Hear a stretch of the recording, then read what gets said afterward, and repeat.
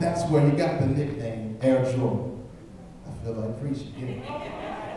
In 1991, he won his first championship with the Bulls, which then led to a three-peat. After experiencing the shocking death of his father, he decided that he wanted to retire for the first time and pursue baseball. He then returned back to the game of basketball in 1995 and led the Bulls to 3 more championships. Again, he called it quits in 1999. It was at this point in 1999 where all the critics and all the announcers and everybody on the television said, this is it. Michael Jordan is done. They patted him on the back, put him in the Hall of Fame, gave him all these awards, and they proceeded to move on and finding the next MJ. But in 2001, Jordan still had some fight in him. He still had some type of energy on side of him that said, I have to get back to the game. He shocked the world by announcing that he was coming back.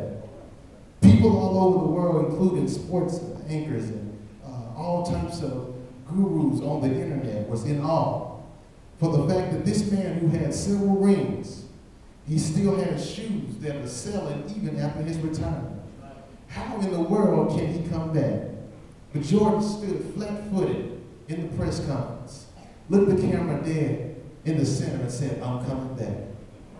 No doubt that people started hating on him. They said, this is a young man's game. Jordan, you're too old, your knees are bad. You can't jump anymore, you can't dunk anymore. But he still stood there and said, no matter what you say, no matter what you think, I'm coming back. Believe it or not, there's some people in this house today who have found themselves around some people who have discredited you, have discredited your title, who have discredited your ability, who have counted you out and have literally left you for dead. Some of those people you have thought that they were your own friends, your best friends, have turned their backs on you and left you for dead in the middle of the street. This one, I believe somebody can stand up boldly and say, in 2012, on January the 22nd, at about 12:05, I'm coming back. All right. Despite the things that you've gone through in your life, despite the negative situations and environment that you grew up in, I can declare to you today and tell you that in this season of your life, you're getting ready to come back. Why don't you just tap yourself and just encourage yourself and say, this time, this season, I'm getting ready to come back. I'm getting ready to come back. If you believe back. that, go ahead and shout amen right there. Amen. What I found out in the body of Christ is there's so many people who come into the house of God and it seems like they can never enter into the true presence of God. It's simply because there are some struggles, there are some issues that we have found ourselves wrapped up in, and even some issues that we have wrapped ourselves in the previous year that we brought over into 2012. This struggle, many people are going through multiple struggles. If anybody can be honest today, somebody is going through some type of struggle.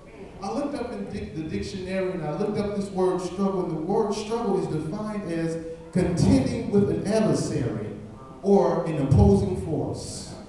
Read that again. The word struggle is defined as contending with an adversary or an opposing force.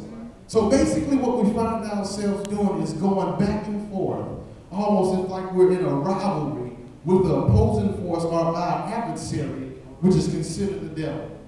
And 9 times out of 10, sometimes we blame the struggle on the adversary. We blame the struggle on someone else, when in all actuality, it's ourselves. I got a demonstration I'm going to show you, and I need about 3 people that can help me preach this. And I promise you we're going to go home.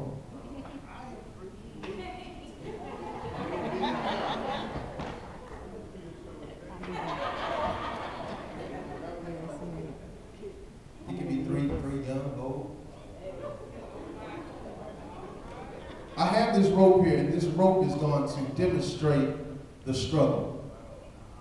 And I want us to see how we carry the struggle and how it burdened us down to the point that when we come into the house of God, it is difficult for us to even get our praise on. What I want you to do is I want you to hold this in here. Hold this in here. want you to hold this in your hand. Make it count.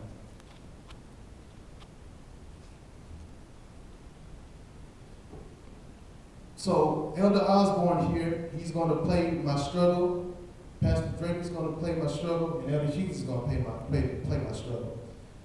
Elder Osborne here is going to be the struggle of money. Pastor Draper is going to be the struggle of past friendships and past relationships. And Elder Hughes is going to play my struggle of stress and depression. So what happens is, I'm in a struggle, and I'm in a rivalry with the struggle.